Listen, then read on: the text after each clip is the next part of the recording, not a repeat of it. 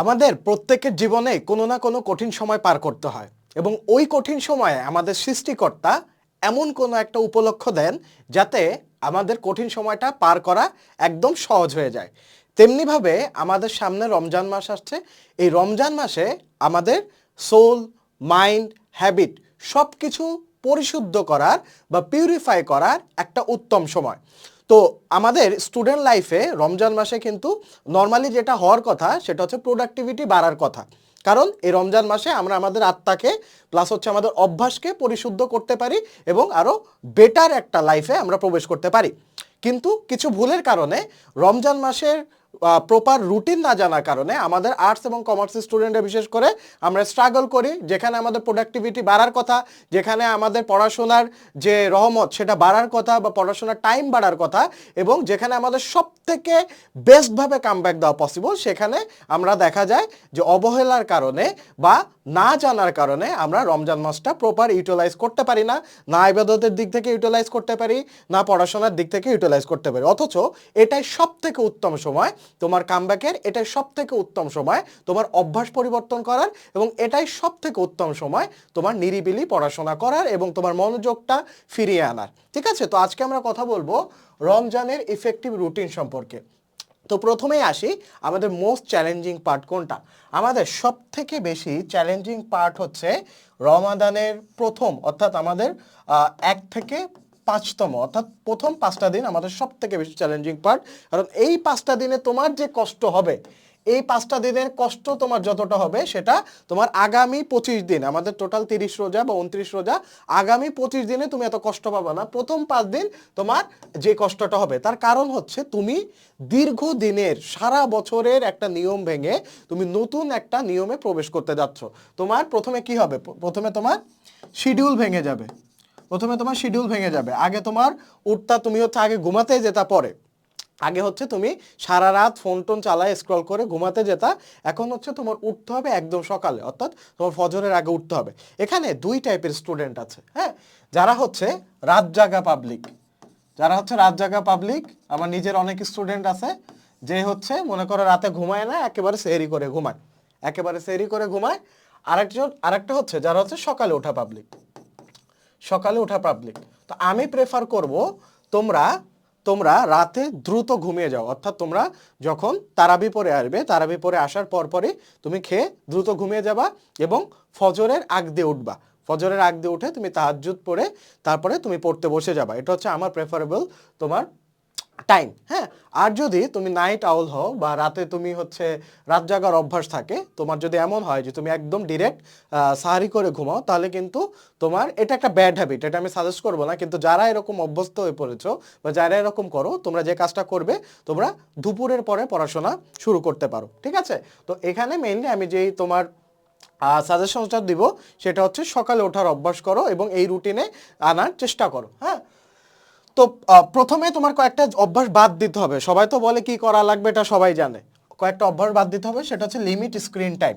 তোমার রমজান মাসে যেসব অ্যাপ বা যেসব তোমার যে পেজ যেটা তোমাকে ডিস্ট্রাক্ট করে, ওই ডিস্ট্রাকশনগুলো আস্তে আস্তে লিমিট করে ফেলো। যেমন ফেসবুকে তোমার ফলোয়িং সেটিংস আছে, হ্যাঁ, উল্টাপাল্টা পেজ, তারপরে মিম পেজ, এই কয়েকটা জিনিস একটু রমজান মাসে একটু বিরত থাকো। বা তোমার ইনস্টাগ্রাম বা সব কিছুতে তোমার একটু সেটিংসটা চেঞ্জ করো, কাজের জায়গা বাদে, যেন কোনো কিছু তোমার সামনে না আসে। এটাতে কিন্তু তোমার রোজা হালকা হওয়ারও একটা পসিবিলিটি থাকে। তো লিমিট স্ক্রিন টাইম, ফোন চালানোর সময় যেমন কমায় দিবে, তেমনিভাবে তোমার সেটিংসটাও চেঞ্জ করবে। অর্থাৎ তুমি ফেসবুক যখন চালাবে তখন যেন তোমার পড়াশোনার জিনিস এবং ইবাদতের জিনিস বাদে অন্য কোনো কিছু তোমাকে ডিস্ট্রাক্ট করতে না পারে, এই জিনিসটা করবে। এটা সব থেকে বেশি ইম্পর্টেন্ট, হ্যাঁ। তারপর হচ্ছে ফুড হ্যাবিটটা, তোমরা যে কাজটা করো, তোমরা যখন ইফতার করো বা সাহারি করো, তখন তোমরা রিচ ফুড বেশি খাও, এক গাদা খাও। খেয়ে তোমরা দেখবা রিচ ফুড খাওয়ার সাথে সাথে তোমাদের শরীরে রস চলে আসবে এবং তুমি হচ্ছে দ্রুত ঘুমায় যাবা বা তোমার অলসতা ধরে যাবে। আমাদের রমজানে প্রোডাক্টিভিটি না আনার অন্যতম বড় কারণ আমাদের বাঙালির ফুড হ্যাবিট।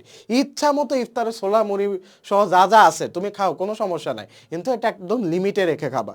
ঠিক আছে, আমার পার্সোনাল যে প্রেফারেন্স সেটা হচ্ছে তুমি যখন রোজা রাখবা তখন হালকা খেয়ে রোজা রাখবা, পানি পর্যাপ্ত পরিমাণ খাবা এবং ফ্রুটসের উপরে বেশি ফোকাস দিবা। আর যদি সেটা সম্ভব না হয় তাহলে তোমার চিরা ভেজানো, তারপর হচ্ছে কলা, দই, এগুলো একদম হেলদি খাবার রমজানের জন্য, হ্যাঁ। এবং পরিমিত পরিমাণে খাবা, পরিমিত পরিমাণে খেলে তোমার বডির যে হেলথ সেটা ভালো থাকবে। ওকে, তো ফুড হ্যাবিটটা তোমরা চেঞ্জ করবা। তোমরা অনেক বেশি রিচ ফুড খাও, ইফতারেও খাও বা সেহরিতেও খাও, এটা ঠিক না। পানির উপরে বেশি ফোকাস রাখবা, খেজুর ভালো খাবার, খেজুর খাবা, এবং আদার যে খাবার আছে সেটার মধ্যে তোমার যেন এটা এনশিওর থাকে যে তোমার মানে শরীর পর্যাপ্ত ক্যালোরি পাচ্ছে, সারাদিন চলাফেরার মতো যেন প্রোটিন তোমার শরীরের মধ্যে থাকে, হ্যাঁ। তো এটা একটু এনশিওর করবা।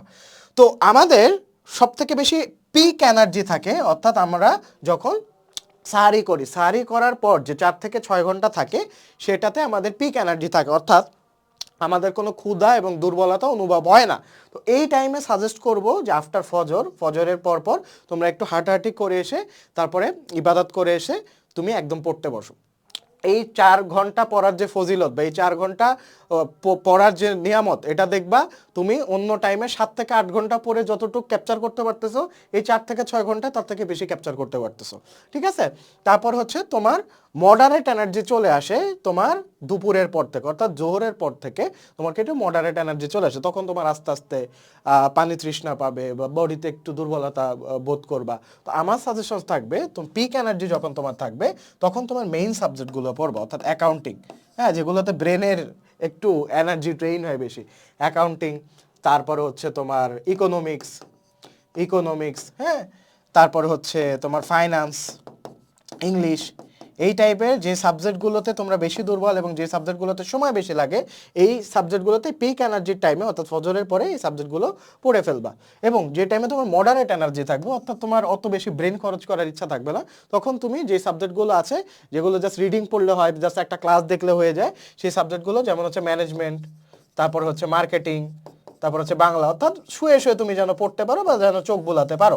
তো এই সাবজেক্টগুলো 2 বা 3 ঘন্টা আফটার জোহর তুমি পড়বা। আর তোমার ইফতারের পর অ্যাকচুয়ালি পড়ার পসিবল হয় না, কারণ তুমি মাগরিবের নামাজ পড়বা, মাগরিবের পরে এশার পরে তোমার তারাবির পরে এসে ঘুমায় যেতে হবে, অর্থাৎ সন্ধ্যা থেকে ফুল টাইমটা কিন্তু তোমার প্যাক থাকবে, হ্যাঁ। তো ওই টাইমে তুমি পড়াশোনার সুযোগ পাবা না। তো এই টাইমে সব থেকে বেস্ট হয় তোমার আমাদের যে কোর্সটা আছে, এই কোর্স বা যে কোনো অনলাইনে কোর্সে তোমরা যদি এনরোল করে থাকো, বেস্ট হয় তোমরা জাস্ট কোর্সটা তোমার ফোনে রেখে তুমি ভিডিওটা অন করে রাখবা, চ্যাপ্টার ওয়াইজ কমপ্লিট করে ফেলবা, করে তুমি নিজে নিজে লিখে লিখে পড়বা। এটাতে তোমার একদম সোজা হয়ে যাবে, কোথাও যাওয়া লাগছে না, কোথাও যে প্রাইভেট পড়া লাগছে না, তোমার দুপুরে তোমার কোথাও বের হওয়া লাগছে না, হ্যাঁ। তো তোমরা যে কাজটা করতে পারো, যারা অলরেডি আমাদের পেইড ব্যাচে অলরেডি 400-400-র মতো স্টুডেন্ট আছে, 400 থেকে 500, তো তোমরা যে কাজটা করবা, আমাদের টাইপ ভিত্তিক যে কোর্সটা আছে এই কোর্সে তোমার অলরেডি কিন্তু ক্লাস অলমোস্ট অ্যাড হয়ে গেছে, এই মাসের মধ্যে ইনশাল্লাহ উঠে যাবে।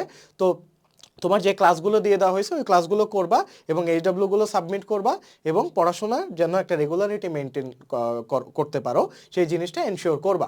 আর যারা রমজানে কামব্যাক দিতে যাচ্ছ, এতদিন হেলায় ফেলায় কাটিয়েছো বা হচ্ছে তোমার অর্ধবার্ষিক পরীক্ষা খারাপ হয়েছে, এই রমজান কিন্তু তোমার বেস্ট টাইম, পিক টাইম তোমার কামব্যাক দেওয়ার।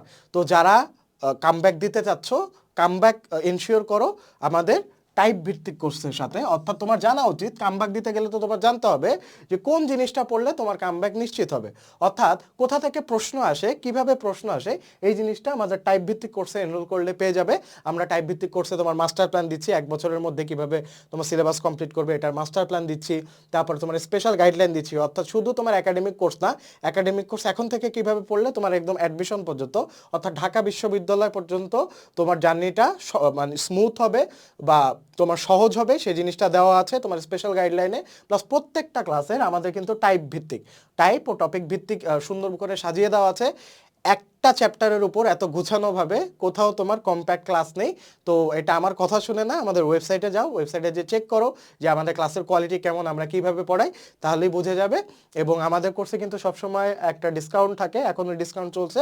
তো যারা এতদিন ওয়েবসাইটের সমস্যার জন্য কিনতে পারোনি, তারা দ্রুত কোর্সে এনরোল করে ফেলো। দেখা হচ্ছে পরবর্তী ভিডিওতে। আসসালামু আলাইকুম এবং সবাইকে রমজানুল মোবারকের শুভেচ্ছা।